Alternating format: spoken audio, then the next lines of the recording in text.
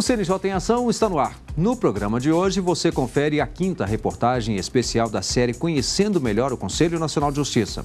Vai entender como um cidadão pode fazer uma denúncia no CNJ e ainda mais decisões da nossa retrospectiva de 2013, os eventos que vão movimentar o judiciário e como acompanhar o Conselho nas redes sociais. No quadro Bastidores, nós vamos entrevistar o conselheiro Paulo Teixeira. Ele vai falar sobre as ações do Fórum Nacional de Coordenação das Ações do Poder Judiciário para a Copa do Mundo deste ano. Estes são alguns dos destaques do CNJ em Ação. E a gente começa o nosso programa com a 5ª e última reportagem da série Conhecendo Melhor o Conselho Nacional de Justiça.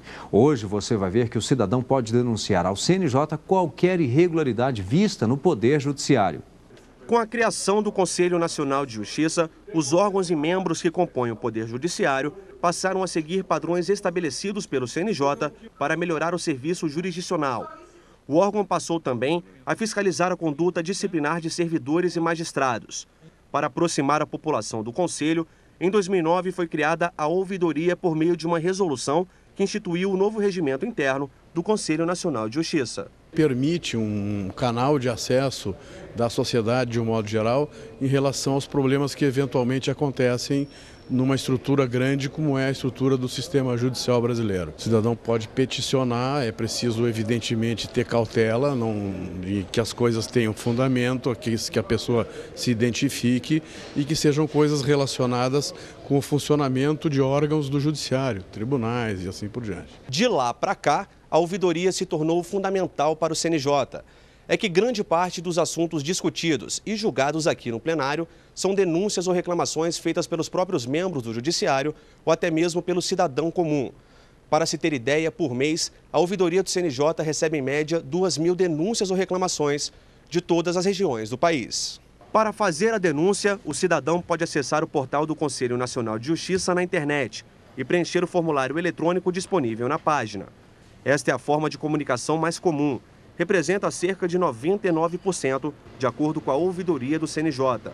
Mas quem não tem acesso à internet também pode fazer denúncias por telefone, correspondência ou de forma presencial.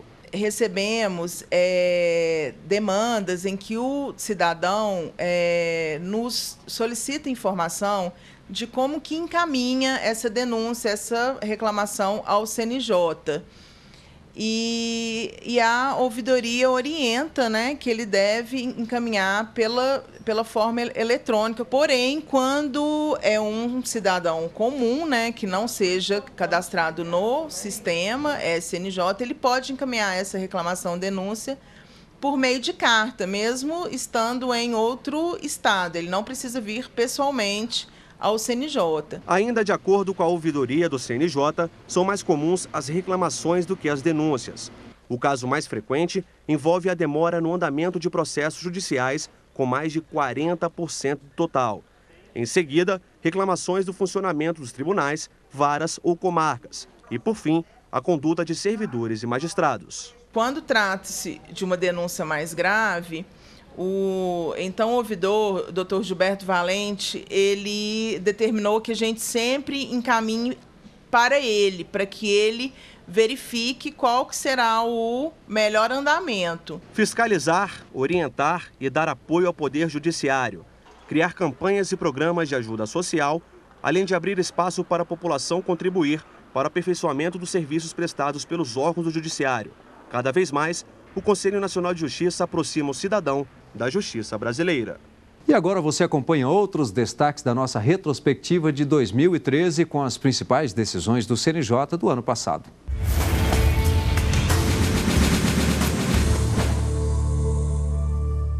O plenário decidiu manter a liminar que suspende o bloqueio de mais de 130 milhões de reais do Banco Itaú. A sentença partiu do juiz Ari Ferreira de Queiroz, da 3ª Vara da Fazenda Pública de Goiânia. O Conselho Nacional de Justiça analisa ainda se abre procedimento disciplinar para apurar a conduta do juiz. Segundo o conselheiro Guilherme Calmon, relator do processo, o magistrado seria parente da parte favorecida no bloqueio desse valor. Realmente, os fatos são graves, merecedores, portanto, de uma apuração bastante detida e minuciosa, e caso se aguardasse posterior medida até de possível instauração de procedimento administrativo disciplinar, muito provavelmente não haveria como retroceder em relação a atos concretos que estavam sendo praticados.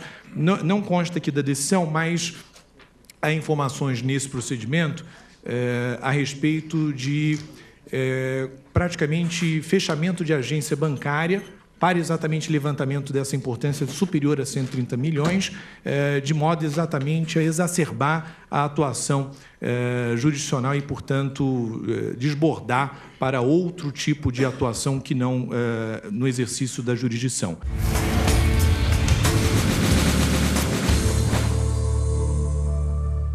Durante a sessão de número 173, foi quanto ao pedido de uma magistrada do Tribunal de Justiça do Distrito Federal e do Territórios para conseguir um prazo maior para a elaboração de tese de doutorado. O conselheiro Emanuel Campelo foi o relator.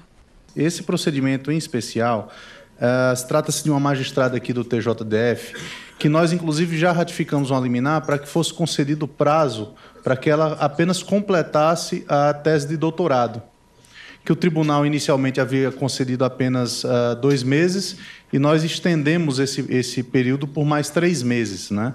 Então, o que houve? Acabou que eu fiz esse voto, pedi inclusão de pauta, mas em virtude dos trabalhos, acabou que só agora o processo veio a julgamento. Eu estou, ao final, concedendo um prazo total para a tese de 1 ano, já que em nenhum momento a magistrada se afastou da jurisdição enquanto cursou todo o doutorado. Guilherme Calmon foi um dos conselheiros a não acompanhar o voto do relator. Com a devida vênia do conselheiro Emanuel, parece que essa questão merece ser mais profundamente analisada em relação ao tema quanto ao afastamento para preparação de trabalhos científicos, no caso específico, tese de doutorado. Eu até, em relação ao mérito, obviamente ainda não estamos votando, mas eu já até entendo que seria caso até de o CNJ realizar um estudo mais detalhado, aprofundado, e nesse particular até acompanharia o conselheiro Emanuel num dos dispositivos do voto, do mérito. Mas quanto ao prazo, me parece muito extenso e as experiências que nós temos verificado no âmbito dessas situações concretas aqui no Brasil vem demonstrando que acaba-se utilizando para outros fins que não propriamente elaboração de tese de doutorado. Então, com a devida vênia do conselheiro Emanuel, eu não estou ratificando a liminar. Novamente, o relator apontou para a necessidade de um tempo maior para a conclusão da tese. Pelo fato dela não ter se afastado da jurisdição, e em tese ela teria prazo inclusive maior do que 1 ano se ela quisesse se afastar, eu não vi nenhum absurdo, eu achei bastante razoável o afastamento, até porque tese de doutorado é um trabalho de fôlego, não é uma monografia. Ficou estabelecido um aumento no tempo concedido para a juíza concluir o trabalho de doutorado. Ratificada a liminar, vencidos os conselheiros Guilherme Calmon e Maria Cristina Peduzzi.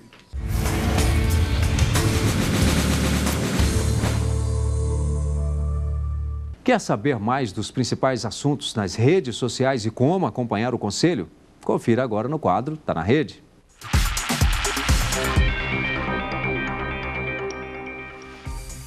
O destaque desta semana é a lei que trata dos bilhetes de passagens de ônibus.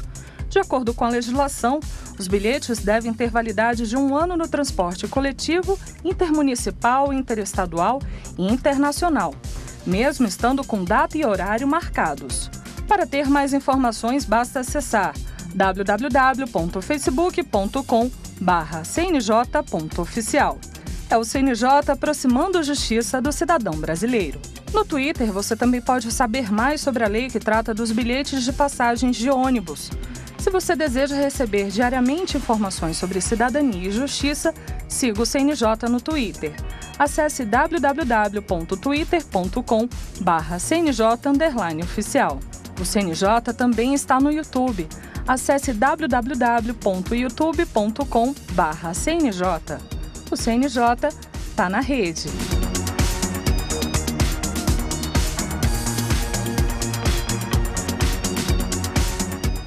chegou a hora de você se programar para conferir os próximos eventos que vão marcar o Judiciário. Acompanhe o nosso calendário.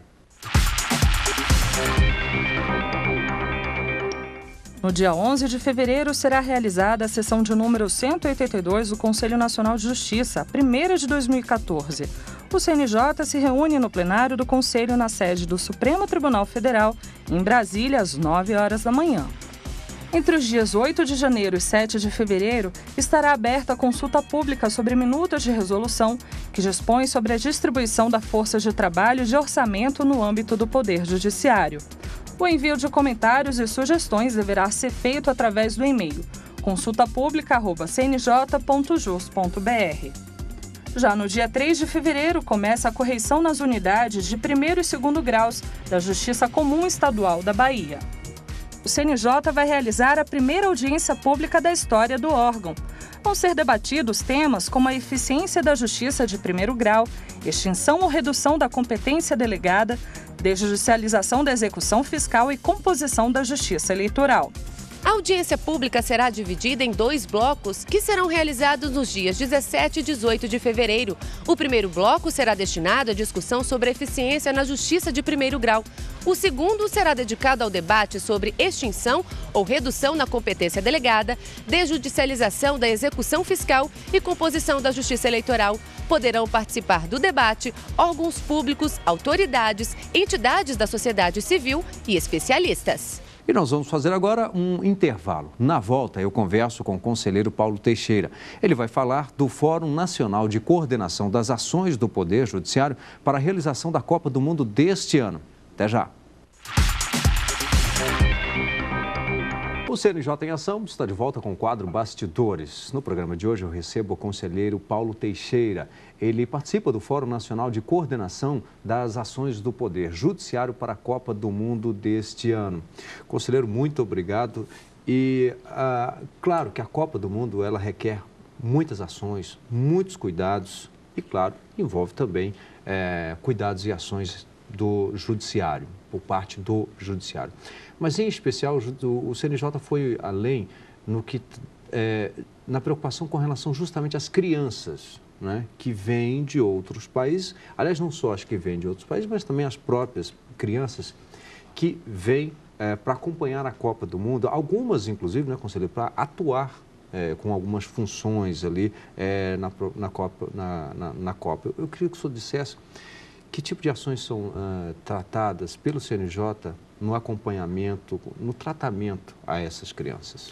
Rimac, eu diria que nós tivemos, no passado não tão distante, em função da Copa das Confederações, algumas experiências que levou o CNJ a traçar procedimentos uniformes para facilitar o trânsito dessas crianças e adolescentes no Brasil. Não só, como se colocou, para os brasileiros, mas também para os estrangeiros, que é um momento diferenciado, né? Sim. Nós vamos ter 32 nações dentro do Brasil, claro, incluindo o Brasil. Aqui direcionando especificamente aos clubes, né? Às seleções, desculpa. Mas é claro que outros países, outras pessoas vêm também. Claro, né, então nós temos que... A nossa preocupação foi, junto com os estados envolvidos na Copa do Mundo, padronizar os procedimentos. Por quê? Para evitar que em determinados estados um documento fosse exigido e em outro estado não. E essas pessoas que vão ingressar no Brasil precisam ter uma informação eficiente, padronizada, para facilitar esse trânsito, né? Sem nenhum desrespeito à nossa legislação, mas padronizando para que tenha-se um único documento para o ingresso. Claro que cada país tem a sua documentação pessoal, o passaporte, a sua identidade pessoal, mas a autorização seja padronizada. Isso nós conseguimos em conjunto com os estados, através dos magistrados também, uma construção de uma recomendação e padronizando esse formulário, onde a própria FIFA e os entes envolvidos na Copa do Mundo vão fazer a divulgação nas respectivas embaixadas para que esse documento venha já na língua portuguesa e na língua originária, para que isso facilite a fiscalização e o ingresso dessas pessoas, especificamente das crianças e dos adolescentes no Brasil. Até porque as pessoas de outros países, elas não têm, claro, muitas vezes não têm o conhecimento da legislação brasileira e muito menos também a obrigação de conhecer, né? E quando nós falamos em facilitar, não é facilitar no sentido de não promover a fiscalização, facilitar no sentido de padronizar a documentação. Por quê? Para evitar que o juizado de menores de uma cidade, de um estado, não tenha a uniformização e nós sabemos que são 12 praças de esporte. Então, essas pessoas vão circular de um estado para outro. Então, se nós não unificássemos esses procedimentos, o que ia acontecer? Eu poderia entrar no estádio em Natal, mas quando eu me deslocasse para Recife, lá o documento exigido fosse outro. Né?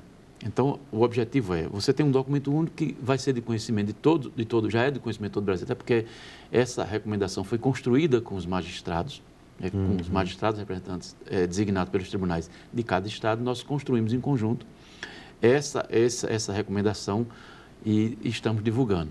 O Conselho aprovou a recomendação e, a partir de agora, trabalhando com antecedência, porque nós temos aí aproximadamente alguns meses, vai facilitar todo o trabalho de fiscalização pelos órgãos competentes. Isso também em parceria com a própria FIFA, que é quem está, digamos que, por trás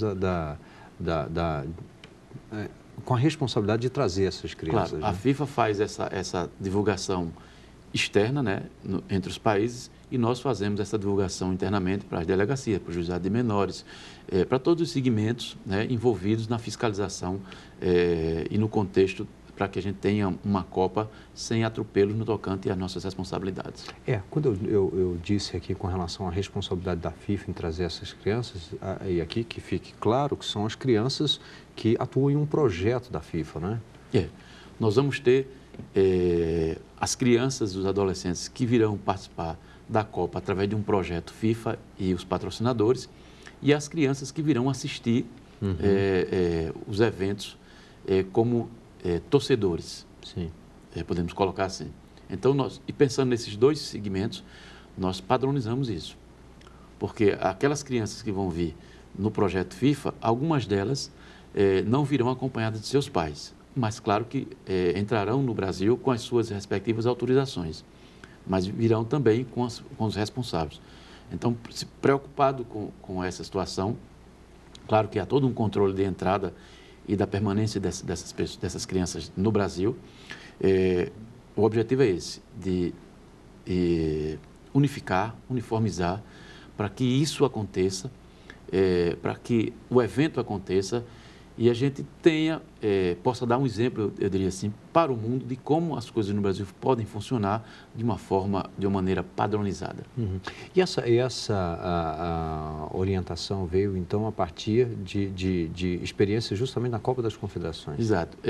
Muito se fala no legado da Copa, né? Nós tivemos um laboratório inicial que foi a Copa das Confederações, vamos ter a Copa do Mundo, e claro que isso não se encerra tão somente com a questão da Copa, até porque o Brasil vai patrocinar diversos eventos após a Copa. Olimpíadas, nós temos grandes eventos que vão acontecer no Brasil futuramente. Então, essa padronização de procedimento vai servir para a Copa, mas também para outros grandes eventos que acontecerão no Brasil.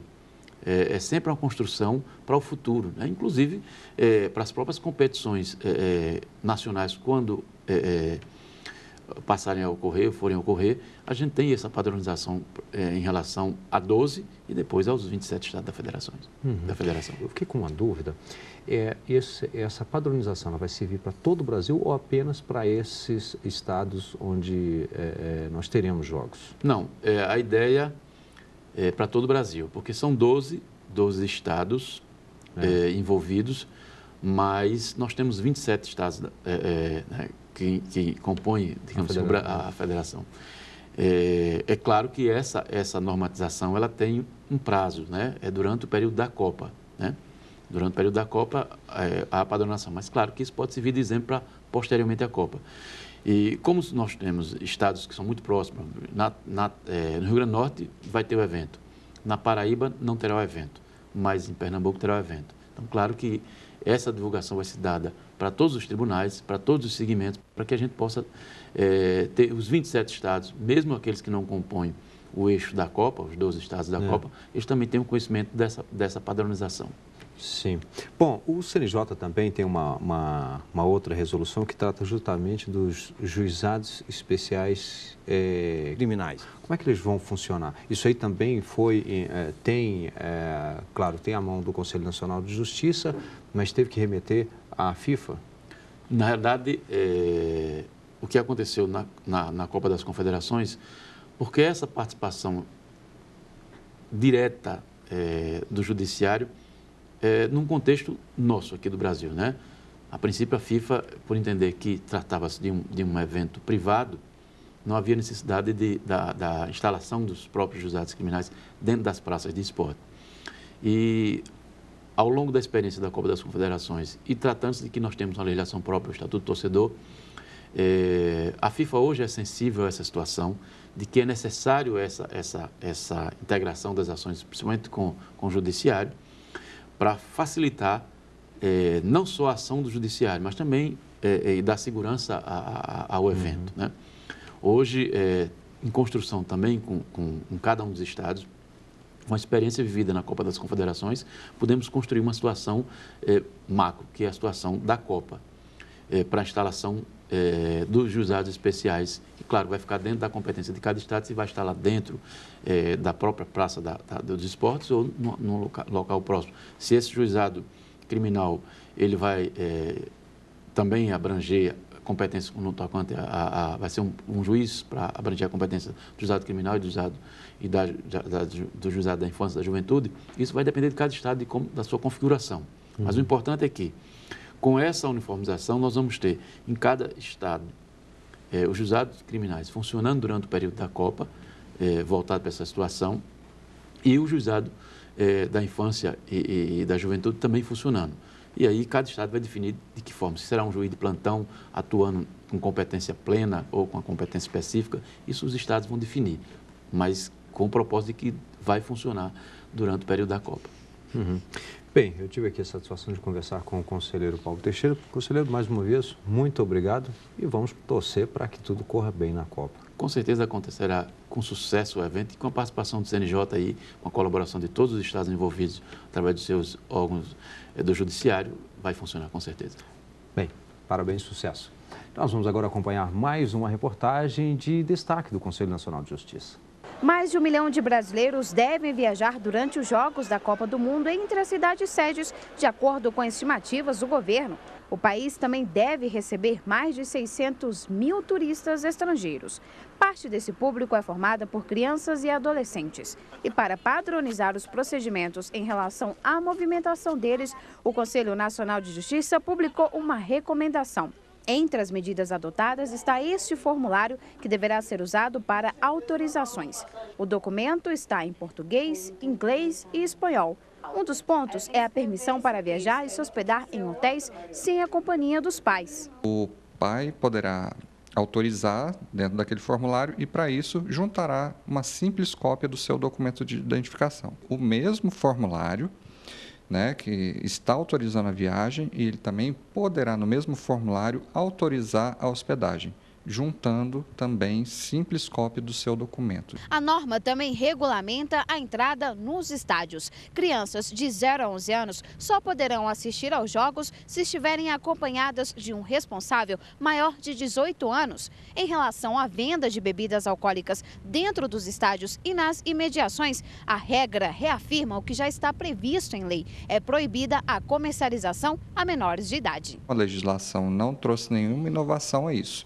Mesmo havendo a venda para maiores de idade, a criança e adolescente não terão acesso. Outro ponto que precisa de permissão é a participação nos jogos, como gandula, porta-bandeira, acompanhante de jogador e amigo do mascote.